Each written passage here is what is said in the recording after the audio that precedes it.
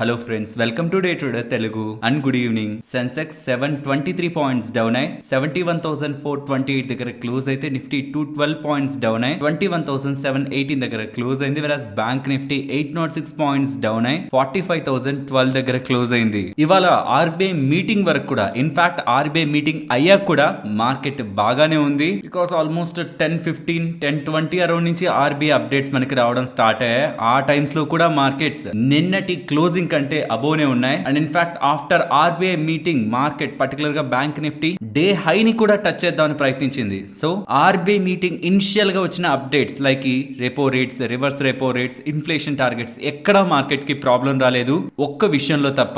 దాని గురించి మాట్లాడుకుందాం. ఆ చేసిన స్టేట్మెంట్ తో నిఫ్టీ సుమారుగా 350 పాయింట్స్ ఫ్రమ్ హై నుంచి ఫాల్ అయింది. అండ్ బ్యాంక్ నిఫ్టీ ఏకంగా 1300 పాయింట్స్ ఫ్రమ్ హై దగ్గర నుంచి ఇవాళ ఇంట్రాడే లోకి బ్యాంక్ నిఫ్టీలో మనం ఫాల్ ని చూడడం జరిగింది. ఒక complete surprise after RBI meeting. Not just highlights, starting లో హైలైట్స్ కాకుండా తర్వాత ఆర్బీఐ మీటింగ్ అండ్ వాళ్ళ ప్రెస్ కాన్ఫరెన్స్ లో వాళ్ళు అప్డేట్ చేస్తున్న థింగ్స్ తో మార్కెట్ సడన్ గా నెగిటివ్ గా రియాక్ట్ అవడం అండ్ అక్కడి నుంచి కంటిన్యూస్ గా వస్తున్న రికవరీని కూడా సెల్ ఆఫ్ చేస్తూ సెకండ్ అవర్ మార్కెట్ సెషన్ లో కూడా ఇవాల్టి మార్కెట్ లో సెల్ ఆఫ్ అయితే కనిపించింది. ఇంతకీ ఆర్బీఐ రిలేటెడ్ గా ఉంటున్న అప్డేట్స్ ఏంటి, వాటిని స్టెప్ బై స్టెప్ మాట్లాడుకుందాం. ఫ్రెండ్స్, వడ్డీ రేట్లు తగ్గిస్తారని కానీ పెంచుతారని కానీ ఏదైనా ఎక్స్పెక్టేషన్స్ ఉన్నాయా? లేవు. కాబట్టి రెపో రేట్ ని అన్చేంజ్డ్ గా ఎటువంటి చేంజెస్ లేకుండా 6.5% దగ్గర పెట్టేశారు. మార్కెట్ దీనికి సర్ప్రైజ్ అవ్వలేదు. Inflation target for FY24 on going financial year కి 5.4 పెట్టారు, FY25 కి 4.5 పెట్టారు. ఇక్కడ కూడా మార్కెట్ కొంత సర్ప్రైజ్ కాలేదు. బట్ ఇన్ఫ్లేషన్ టార్గెట్ 4% దగ్గరికి రాకుండా వడ్డీ రేట్లని కట్ చేయమనే ఒక స్టాండ్ ని వాళ్ళు తీసుకుంటూ ఉండడం, FY25 కూడా వాళ్ళు ఇన్ఫ్లేషన్ టార్గెట్ ని 4.5% ఇచ్చారు. కాబట్టి టెక్నికలీ చూస్తే FY25 లో కూడా ఇప్పుడు ఆన్ గోయింగ్ వెళ్తున్నది FY24. నెక్స్ట్ ఫైనాన్షియల్ ఇయర్ లో కూడా ఎటువంటి వడ్డీ రేట్ల కట్ ఉండదని ఇండైరెక్ట్ గా ఆర్బీఐ దగ్గర నుంచి స్టేట్మెంట్స్ మనకు కనిపిస్తూ ఉండడం, ఇక సంవత్సరం పైగా కొద్ది నెలల పాటు ఎటువంటి వడ్డీ రేట్ల కట్ ఇండియన్ సెంట్రల్ బ్యాంక్ అయిన ఆర్బీఐ వాళ్ళు తీసుకోవాలనే ఆలోచనలో లేరని మార్కెట్ లోకి సర్ప్రైజ్ నెగిటివ్ థింగ్స్ పాస్ అవుతూ ఉండడం ఇవాల్టి మార్కెట్ రిలేటెడ్ గా ఉంటున్న బిగ్ ఫాల్ కి రీజన్. దీంతో ఒక్కసారిగా బ్యాంకింగ్ స్టాక్స్ లో వస్తున్న ఫాల్ చాలా సివియర్ గా ఉంది. బ్యాంక్ నిఫ్టీ ఫాల్ అయింది, అది పక్కన ఉంచుదాం. అండ్ ఓన్లీ బ్యాంకింగ్ స్టాక్స్ ఇవాళ మార్కెట్ లో వచ్చిన 212 పాయింట్స్ ఫాల్ లో 127 పాయింట్స్ ఫాల్ ని కాంట్రిబ్యూట్ చేస్తుంటే ఎఫ్ఎంసీజీ స్టాక్స్ కూడా ఇవాళ మీరు గమనించండి, బ్రిటానియా, ఐటీసీ, నెస్లే ఇవన్నీ కూడా పెద్ద మొత్తంలోనే ఫాల్ అవుతూ కేవలం ఈ రెండు కలిపి అవుట్ ఆఫ్ 212 పాయింట్స్ 180 పాయింట్స్ దగ్గరగా నిఫ్టీని డౌన్ సైడ్ కి డ్రాగ్ చేయడం జరిగింది. అండ్ హైయెస్ట్ ఏ స్టాక్స్ నిఫ్టీని డౌన్ సైడ్ కి డ్రాగ్ చేశాయి, ఎన్ని పాయింట్స్ నెగిటివ్ గా కాంట్రిబ్యూట్ చేశాయి అనేది కూడా మీరు స్క్రీన్ పైన గమనించవచ్చు. ఇంకంతా ఆర్బీఐ రిలేటెడ్ గా ఉంటున్న statements normal statements, positive statements. Growth బాగుందన్నారు, ఇన్వెస్ట్మెంట్ సైకిల్ లో స్ట్రెంగ్త్ కనిపిస్తుందని చెప్పారు. అండ్ అకామిడేటివ్ స్టాండ్స్ ని విత్ డ్రాల్ రిలేటెడ్ గా 2023 లోనే మనకు అప్డేట్ చేశారు కదా, అదే దాని మీద ఫోకస్ చేస్తున్నారని అప్డేట్ చేస్తున్నారు. అంటే ప్రీవియస్ గా మనకి ఎకానమీని బూస్ట్ చేయడానికి వడ్డీ రేట్లను తగ్గించి ఎకానమీలోకి డబ్బులు తీసుకొచ్చే ప్రయత్నం ఆర్బీఐ చేసింది కదా, ఆ టైంలో అకామిడేటివ్ స్టాండ్స్ ని తీసుకుంది. అకామిడేటివ్ స్టాండ్ ని తీసుకుంటున్నారంటే వడ్డీ రేట్లను కట్ చేస్తాం, ఎకానమీలోకి డబ్బులు పంపిస్తామని. సో అది ఎప్పుడైతే ఎకానమీ సెట్ అయిందని ఆర్బీఐ భావించిన తర్వాత వడ్డీ రేట్లు పెంచడం ఎప్పుడైతే ఆర్బీఐ స్టార్ట్ చేసిందో ఆ పాయింట్ లోనే అకామిడేటివ్ స్టాండ్ ని విత్ డ్రాల్ చేసుకున్నారు. అంటే ఇప్పుడు ఎకానమీని సపోర్ట్ చేయడానికి మేము వడ్డీ రేట్లు కట్ చేసే మైండ్ తో లేవని క్లియర్ గా 2023 లోనే మనకి చెప్పేశారు. ఇప్పుడు కొత్తగా వాళ్ళు విత్ డ్రాల్ చేసినది కాదది, అకామిడేటివ్ స్టాండ్స్ ని ముందుగానే చెప్పేసిందే, అదే ఫోకస్ చేస్తున్నామని చెప్పారు. సో దీంట్లో కొత్తదనం ఏం లేదు. వస్తున్న ప్రాబ్లం అంతా ఇన్ఫ్లేషన్ 4% కి రాకుండా 4% దగ్గరికి రాకుండా ఎటువంటి వడ్డీ రేట్ల కట్ ఉండదని చెప్పారు. FY25 కి ఇన్ఫ్లేషన్ టార్గెట్ ని 4.5% ఇచ్చేశారు. అంటే ఇండైరెక్ట్ గా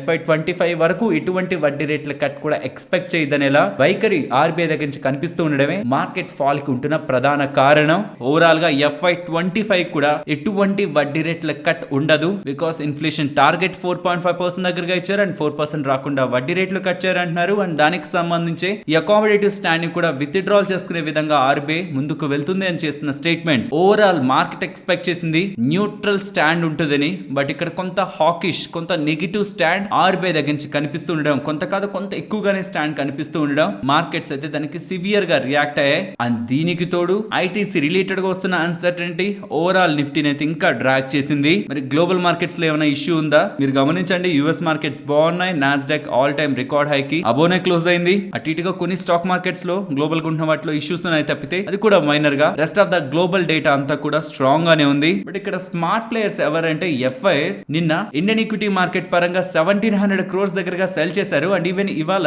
మీరు షార్ట్స్ డేటాను గమనించండి. నెట్ షార్ట్స్ ప్రీవియస్ డే తో కంపేర్ చేస్తే అంతకు ముందు ఉన్న ట్రేడింగ్ డే సెషన్ తో కంపేర్ చేస్తే నిన్న క్లోజింగ్ పాయింట్ కి వాళ్ళు షార్ట్స్ నే బిల్డ్ చేసుకున్నారు. RBI రిలేటెడ్ గా వాళ్ళు నెగటివ్ స్టాండ్ నే ఎక్స్పెక్ట్ చేశారు. ప్రీవియస్ గా సిస్టమ్ లో వాళ్ళ రిలేటెడ్ గా షార్ట్స్ 60,000 దగ్గరగా ఉంటాయి. యాక్చువల్లీ 1,08,000 నుంచి 60,000 కి వన్ డైరెక్షనల్ లో డౌన్ అవుతూ వచ్చాయి షార్ట్స్. అగైన్ ఆ 60,000 నుంచి 80,000 కి FIS ఒక షార్ట్స్ సిస్టమ్ లో పెరిగాయి.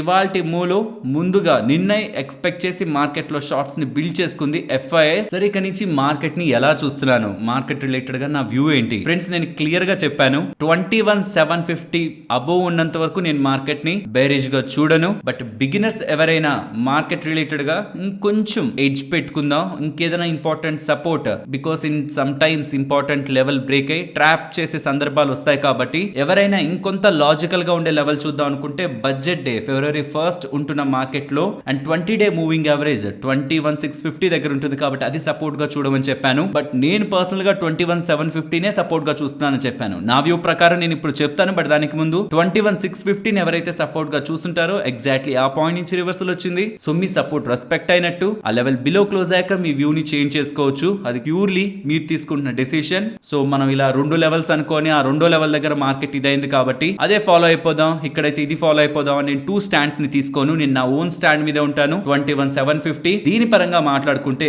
మార్కెట్ కంటిన్యూస్ గా ఇవాళ డౌన్ అయ్యాక ఎగ్జాక్ట్లీ ఫ్రమ్ 3 o'clock మార్కెట్ లో లాస్ట్ హాఫ్ అన్ అవర్ లో ఫ్రమ్ 21,660 21,760 వరకు ఒక 100 పాయింట్స్ దగ్గరగా రికవరీ కనిపించింది. అండ్ లాస్ట్ క్యాండిల్ ఒక క్లోజింగ్ మీరు చూసారనుకోండి, ఈ క్యాండిల్ ఒక క్లోజింగ్ అది 21,759 దగ్గర అయింది. నేను క్లోజింగ్ చెప్తున్నాను, హై 21,60 అబోవ్, బట్ క్లోజింగ్ 21,759. అంటే మనం అనుకున్న ఇంపార్టెంట్ లెవెల్ అబోనే మార్కెట్ క్లోజ్ అయింది. బట్ లాస్ట్ లో వచ్చిన రికవరీ కదా 100 పాయింట్స్ రికవరీ. యూజువల్ గా లాస్ట్ 30 minutes లో క్లోజింగ్ ఎక్కడ అవుతుంటే అక్కడ అయిపోదు మార్కెట్ క్లోజింగ్ అనేది. లాస్ట్ 30 minutes ఒకవేళ సడన్ మూవ్స్ వచ్చిన డౌన్ సైడ్ కానీ అప్ సైడ్ కానీ ఏం జరిగినా లాస్ట్ 30 minutes ప్రైస్ ఒక యావరేజ్ ప్రైస్ కి లాస్ట్ సెటిల్మెంట్ జరుగుతుంది. కాబట్టి మార్కెట్ లాస్ట్ లో రికవర్ అయింది. ప్రీవియస్ గా ఫాల్ లాస్ట్ లో రికవర్ అయింది కాబట్టి ఈ రికవరీ ఒక యావరేజ్ డౌన్ సైడ్ కి సెటిల్ అయింది. సో కాబట్టి ఇమీడియట్ గా 750 బిలో వెళ్ళిన దీన్ని నేను వెంటనే నెగిటివ్ గా చూడట్లేదు. బికాస్ ఆ లాస్ట్ మినిట్ ఉంటున్న రికవరీ చేత అండ్ లాస్ట్ క్యాండిల్ 750 దగ్గరే క్లోజ్ అయింది కాబట్టి 750 అబోనే క్లోజ్ అయింది కాబట్టి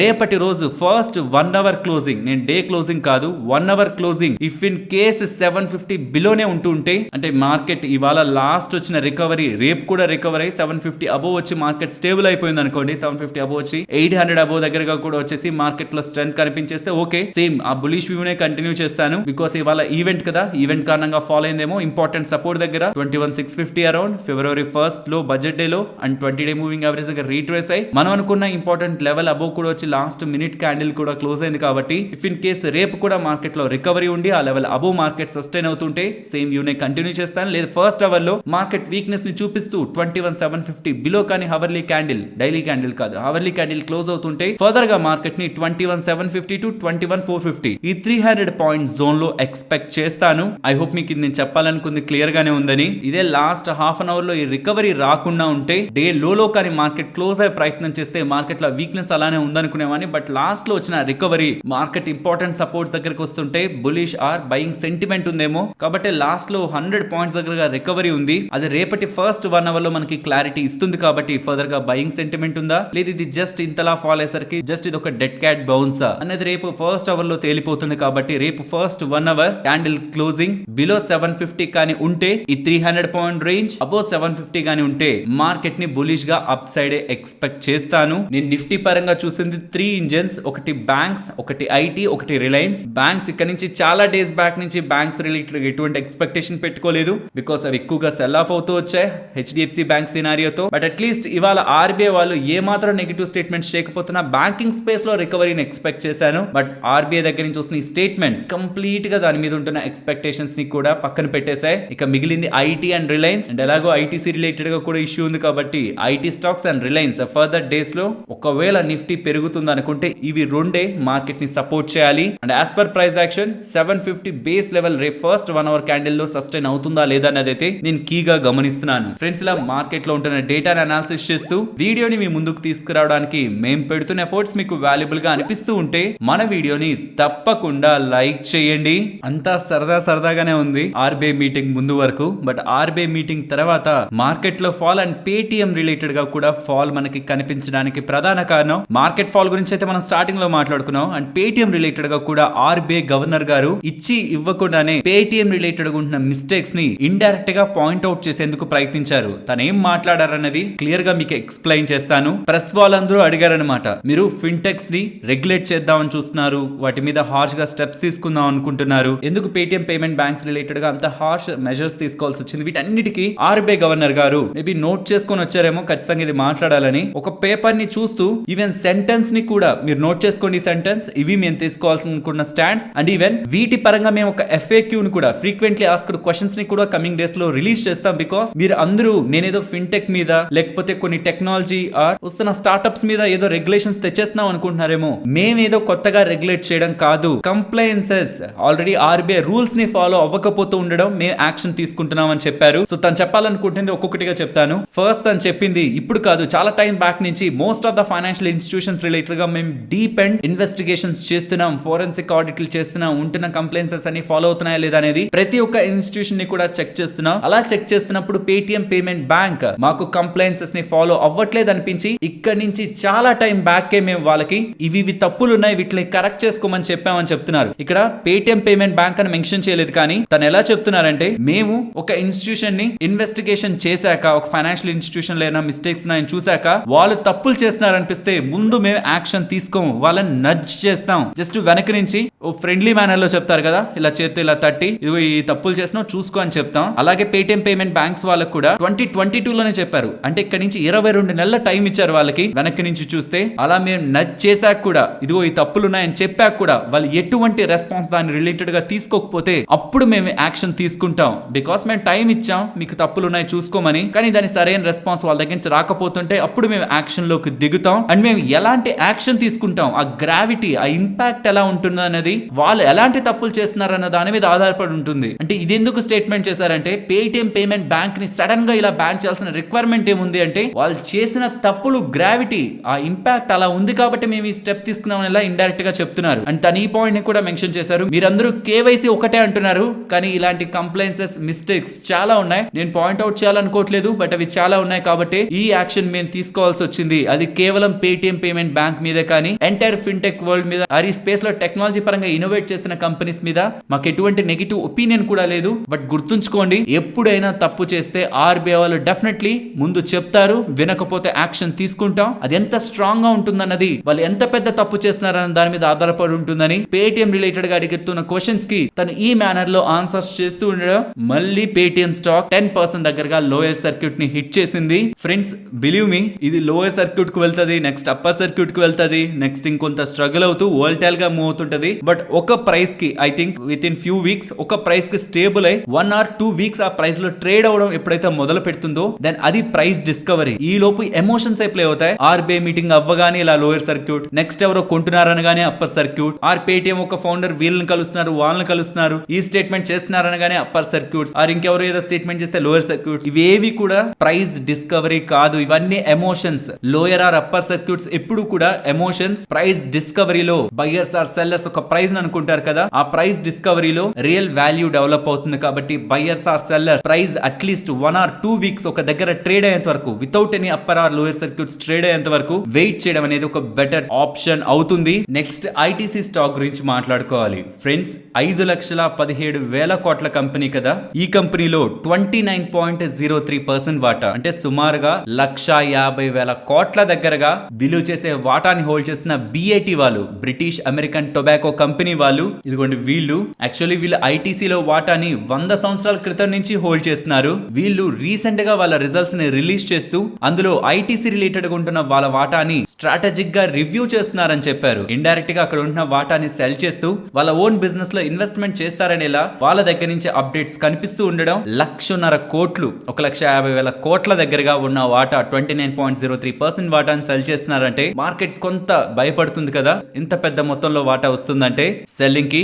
బట్ పర్సనల్ గా నా ఒపీనియన్, అది ఒకేసారి సెల్ చేయడం లిటరలీ ఇంపాసిబుల్. అంత పెద్ద మొత్తంలో వాటాని కొనడానికి ఎవరు కూడా రెడీగా ఉండరు, స్లోగా సెల్ చేస్తారేమో. అండ్ అలా సెల్ చేస్తున్నప్పుడు మోస్ట్ ఆఫ్ ద టైం ఇదేమి వీక్ కంపెనీ ఆ రీసెంట్ టైమ్స్ లో నెగటివ్ ఆర్ బ్యాడ్ రిజల్ట్స్ ని పోస్ట్ చేస్తూ వర్స్ట్ పర్ఫార్మెన్స్ ఉన్న కంపెనీ కాదు. Most of the mutual funds and institutional players వాళ్ళ పోర్ట్ఫోలియోస్ లో ఉంచుకోవాలనుకునే కంపెనీయే కాబట్టి వాళ్ళు సెల్ చేద్దాం అనుకున్న ప్రతిసారి అది బ్లాక్ విండోలోనే జరుగుతుంది కానీ ఓపెన్ మార్కెట్ లో జరగదు అని పర్సనల్ గా నేను అనుకుంటున్నాను. ఇది నిజమో కాదో కమింగ్ డేస్ లో అర్థం అవుద్ది. బట్ నా ఒపీనియన్, నా గెస్, ఇదేది ఓపెన్ మార్కెట్ లో జరిగే ట్రాన్సాక్షన్స్ కాదని. 1,50,000 కోట్లది retailers or institutional players open market లో చేసే ట్రాన్సాక్షన్ అయితే కాదు. స్లో అండ్ స్లోగా ఈవెన్ 10,000 crore 20,000 crore అలా అయినా సరే బ్లాక్ విండోలో ఇన్స్టిట్యూషనల్ ప్లేయర్స్ తో ముందుగానే డిసైడ్ అయ్యి మీరు కొనండి మేము అమ్ముతామని ముందుగానే డిసైడ్ అయ్యి ఎటువంటి స్లిపేజ్ లేకుండా ఈ ట్రాన్సాక్షన్ కమింగ్ డేస్ లో జరుగుతుందని అయితే ఎక్స్పెక్ట్ చేస్తున్నాను. బట్ ఓవరాల్ BAT వాళ్ళు, బ్రిటిష్ అమెరికన్ టొబాకో కంపెనీ వాళ్ళు 29.03% వాటా 1,50,000 కోట్లు విలువ చేసే ఆ వాటాని సెల్ చేయబోతున్నారు అని మార్కెట్ లో వస్తున్న స్పెక్యులేషన్. స్టాక్ డౌన్ అయింది. బట్ ఓవరాల్ గా కూడా ఫర్దర్ కమింగ్ డేస్ లో కూడా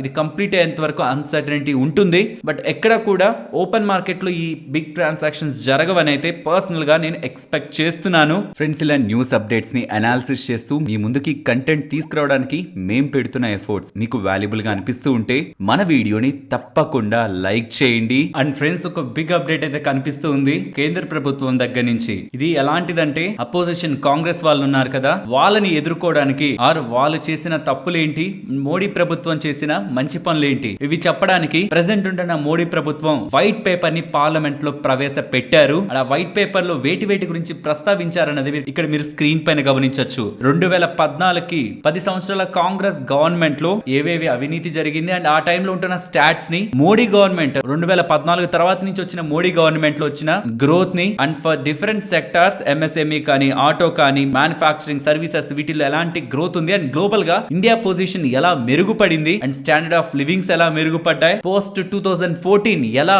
భారత్ ని మోడీ ప్రభుత్వం గ్రో చేసింది అన్నది ఈ వైట్ పేపర్ లో ప్రెసెంట్ ఉంటున్న ప్రభుత్వం చెప్పాలని ప్రయత్నిస్తుంది. యూజువల్ గా ఎలక్షన్స్ కు ముందు ఇలా వైట్ పేపర్ ని పార్లమెంట్ లో ప్రవేశపెడుతూ ఉండడం ప్రెసెంట్ ఉంటున్న గవర్నమెంట్ ప్రీవియస్ గవర్నమెంట్ కంటే, ప్రీవియస్ అంటే లాస్ట్ గవర్నమెంట్ అని కాదు, అంతకు ముందున్న యూపీఏ గవర్నమెంట్ తో పోలిస్తే ఎంత అభివృద్ధి చేసిందని ప్రజలకు కూడా ఇండైరెక్ట్ గా చెప్పే ప్రయత్నం ప్రెసెంట్ మోడీ ప్రభుత్వం అయితే చేస్తూ ఉంది. మరి దీనికి అగైనెస్ట్ గా కాంగ్రెస్ వాళ్ళు ఎలాంటి క్వశ్చన్స్ అడుగుతారు అండ్ ఆ డిస్కషన్ లో ప్రజలు ఎవరి సైడ్ ఉంటారన్నది ఎలక్షన్స్ ఒక తీర్పుని కూడా డిసైడ్ చేయడానికి ఛాన్సెస్ ఉంటాయి. కాబట్టి ఈ వైట్ పేపర్ రిలేటెడ్ గా జరిగే డిస్కషన్, పార్లమెంట్ లో జరిగే డిస్కషన్ ఎలక్షన్స్ కి అండ్ ఇండైరెక్ట్ గా స్టాక్ మార్కెట్ కి కూడా కీ డేటా పాయింట్ గా ఉండొచ్చు. అండ్ ఇవాళ ఈవినింగ్ మనకి రాజ్యసభ నుంచి మన్మోహన్ సింగ్ గారు రిటైర్ అయితే అవుతున్నారు. అండ్ అదే రోజున ఈ వైట్ పేపర్ ని కూడా మోడీ ప్రభుత్వం పార్లమెంట్ లో ప్రవేశపెడుతూ ఉండడం ఒక బిగ్ డిస్కషన్ గా అయితే ఎంటైర్ మన ఇండియాలో అయితే కనిపిస్తూ ఉంది. And next Yes Bank related గా SBI వాళ్ళకి పెద్ద మొత్తంలో వాటా 10 రూపాయల షేర్ ప్రకారంగా వచ్చింది కదా,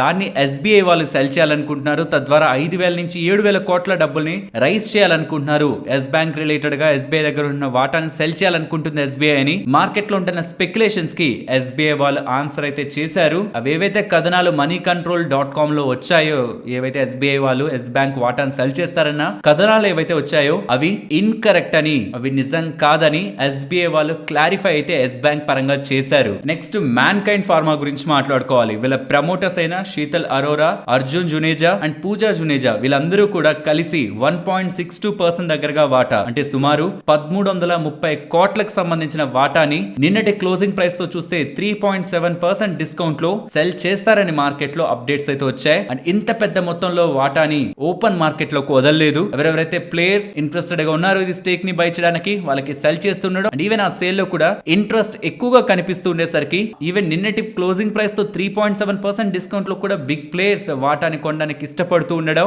ఓవరాల్ మార్కెట్ లో మ్యాన్ కైండ్ ఫార్మాకున్న డిమాండ్ ఈ బ్లాక్ డీల్ ద్వారా అర్థమైంది. ఎప్పుడైనా బ్లాక్ డీల్ పెడుతున్నారు, పెద్ద మొత్తంలో వాటా ప్రమోటర్స్ అమ్ముతున్నారంటే అది ఎక్కడ జరుగుతుంది? బ్లాక్ విండోలో జరుగుతుందా, నార్మల్ ఓపెన్ మార్కెట్ లో జరుగుతుందా? ఓపెన్ మార్కెట్ లో జరిగితే దెన్ బయర్స్ ఒక స్ట్రెంగ్త్ మోస్ట్లీ పాసిబిలిటీలో ఉండదు మనకి, because big institutional players open market నుంచి వాళ్ళు ఎగ్జాక్ట్ గా సెల్ చేసినప్పుడు బై చేయలేరు. బట్ బ్లాక్ విండోలో జరుగుతున్నప్పుడు బయర్స్ అండ్ సెల్లర్స్ అలైన్ అవుతారు కాబట్టి అక్కడ ఎలాంటి ఇంట్రెస్ట్ కనిపించింది సెల్లర్స్ కంటే బయర్స్ ఇంకా ఆసక్తి చూపించారా, మంచిగా ఎక్కువ కొనడానికి ప్రయత్నించారా అంటే అప్పుడు ఓపెన్ మార్కెట్ లో కూడా బిగ్ ప్లేయర్స్ కొంటున్నారంటే retailers and other institutional players కూడా కాన్ఫిడెన్స్ పెరుగుతుంది. కాబట్టి ఇలాంటి బ్లాక్ డీల్స్ లో స్టాక్ పెరుగుతుందంటే ప్రెసెంట్ ఉంటున్న వాల్యుయేషన్ కంటే మార్కెట్ ఇంకా ఎక్కువ ఎక్స్పెక్ట్ చేస్తుంది, అప్కమింగ్ టైమ్స్ లో గ్రో అవుతుందని ఇండైరెక్ట్ గా మనకి మార్కెట్ లో సిగ్నల్ వస్తున్నట్టు. నెక్స్ట్ నెంబర్స్ గురించి మాట్లాడుకోవాలి. First Tata consumer product numbers. Friends, net profit మనకి డౌన్ అయినట్లు కనిపిస్తుంది. బట్ అది one time loss, exceptional loss 91.5 crore దగ్గరగా అది చూసారనుకోండి, అక్కడ కూడా మనకి ప్రాబ్లం ఏం లేదు. రెవెన్యూ బాగుంది, మార్జిన్స్ బాగున్నాయి, నెట్ ప్రాఫిట్ కూడా బాగుంది. వాళ్ళ ఇండియా బిజినెస్ కానీ, ఫుడ్ బిజినెస్ కానీ, beverage business and NourishCo business ఇవన్నీ కూడా మార్కెట్ ఎస్టిమేట్స్ కంటే బెటర్ గానే గ్రో అయ్యాయి. Coming to Borosil renewables, revenue drop అయింది ఆన్ క్వార్టర్ బేసిస్, మార్జిన్స్ లోను ఫాల్ కనిపిస్తూ ఉండడం, నెట్ ప్రాఫిట్ ప్రీవియస్ గా ప్రాఫిట్స్ ఉండేవి, ఈసారి వీళ్ళు లాస్ ని పోస్ట్ చేయడం జరిగింది. సో ఇది డెఫినెట్లీ మార్కెట్ అయితే ఎక్స్పెక్ట్ చేయలేదు ఇలా, కాబట్టి స్టాక్ ఇవాళ ఇలా డౌన్ అయింది. సిమిలర్ గా శివాలిక్ బైమెటల్ లో కూడా రెవెన్యూ ఫ్లాట్ గా ఉంది, operating profit margin means overall margins quarter and year on year basis లో డిక్లైన్ అవుతుండడం, నెట్ ప్రాఫిటబిలిటీ బాటమ్ లైన్ ని కూడా ఇంపాక్ట్ చేసింది. ఇవి కూడా మార్కెట్ ఎస్టిమేట్స్ కి బిలోనే ఉన్నాయి, బట్ లూపిన్ నెంబర్స్ బాగున్నాయి. చూడండి మార్జిన్ ఇంప్రూవ్మెంట్, రెవెన్యూ కొంత ఫ్లాట్ గా క్వార్టర్ లో ఉంటున్నా, డబుల్ డిజిట్ లో ఇయర్ ఆన్ ఇయర్ లో ఉంటున్నా, ఆపరేటింగ్ ప్రాఫిట్ మార్జిన్ లో సిగ్నిఫికెంట్ ఇంప్రూవ్మెంట్ కనిపిస్తుండడం, నెట్ ప్రాఫిటబిలిటీ స్ట్రాంగ్ గా గ్రో అయింది. వీళ్ళ overall business with respect to India and with respect to other countries కూడా మార్కెట్ ఎస్టిమేట్స్ కి అబోవ్ నే గ్రో అయింది. నెక్స్ట్ జొమాటో నెంబర్స్ వచ్చాయి. జొమాటో వాళ్ళ overall growth on year comparison in terms of sales పరంగా మాట్లాడుకుంటే 69% అండ్ బ్లింకిట్ వాళ్ళ గ్రోత్ కూడా ఇయర్ కంపారిజన్ లో 114% దగ్గరగా కనిపించింది. And with respect to profit last time కూడా వాళ్ళు ప్రాఫిటబుల్ గానే ఉన్నారు, అండ్ ఈసారి కూడా 138 crores దగ్గరగా వీళ్ళు ప్రాఫిట్ ని పోస్ట్ చేశారు. సేల్స్ బాగున్నాయి, ప్రాఫిటబిలిటీ బాగుంది, బ్లింకిట్ బిజినెస్ బాగుంది, అండ్ మోస్ట్ ఇంపార్టెంట్ వీళ్ళ దగ్గర ఉన్న 12,000 కోట్ల క్యాష్ ని ఎటువంటి అదర్ బిజినెస్ అక్విజిషన్ కోసం యూజ్ చేయట్లేదని, స్ట్రాంగ్ బ్యాలెన్స్ షీట్ కోసం ఆ క్యాష్ ని అలానే ఉంచుతున్నారని, ఎటువంటి బైబ్యాక్ ఆర్ డివిడెండ్ ని కూడా ఇవ్వాలనుకోవట్లేదని, not only for this financial year, upcoming financial year related గా కూడా జొమాటో వాళ్ళు అప్డేట్ చేస్తూ ఉండడం, ఓవరాల్ నెంబర్స్ ని పాజిటివ్ గానే చూడాలి. Next Supriya life sciences, not only in terms of revenue, margins and operational performance improve అవుతూ ఉండడం, net profitability last year 10 crores ఉంటుంది కాస్త ఈసారి 30 crores దగ్గరగా వీళ్ళు ప్రాఫిటబిలిటీని పోస్ట్ చేశారు. Overall number Supriya life sciences పరంగా బెటర్ గా ఉన్నాయి. And finally Garware hi tech films, year on year and quarter comparison లో వీళ్ళ total income, margins and profitability market estimates కి అబోవ్ గ్రో అవుతుండడం, స్టాక్ ఇవాళ 20% అప్పర్ సర్క్యూట్ లో లాక్ అయింది. నెక్స్ట్ నిఫ్టీ లాగా bank Nifty support and resistance, Nifty immediate support 21,650, ఇక్కడ నుంచి up side వస్తుంటే 21,800 above 21,850. And coming to bank Nifty present ఉన్న levels నుంచి down side 44,940 above 45,270 and above 45,480. And రేపటి రోజు ఒకవేళ ఫస్ట్ 1 hour లో కానీ 21,750 బిలో కానీ క్యాండిల్ క్లోజ్ అవుతుంటే దెన్ మార్కెట్ ఒక రేంజ్ ని 21,400 టు 2200 ఈ 700 పాయింట్ రేంజ్ కి గమనిస్తున్నాను. దీనికి లాజిక్ ఉంది.